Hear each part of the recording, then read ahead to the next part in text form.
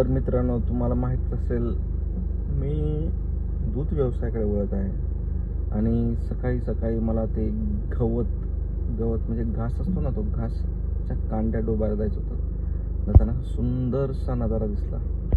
रीलवर ज्या पद्धतीने आपण दूध व्यवसाय बघतो त्यापेक्षा फार वेगळा आणि फार मेहनती दूध व्यवसाय आहे. ज्याला मेहनत करायची त्याने यात उतरा, ज्याला मेहनत नाही करायची त्याने उतरू नका. कारण म्हशी आणणं पैसा असल्यावर खूप सोपं आहे, किंवा पैसा नसल्यावर तुम्ही एखादी गाय घेता, पण त्याच्या चाऱ्याचे नियोजन करणं हे खूप महत्त्वाचं आहे. ज्याला चाऱ्याचं नियोजन जमलं त्याचा गोठा जमला.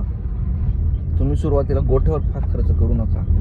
ताडपत्री, बांबू यापासून गोठा तयार करा. नाही म्हणलं तरी 25 ते 26 हजारामध्ये 10 जनावरांचा गोठा तयार होतो.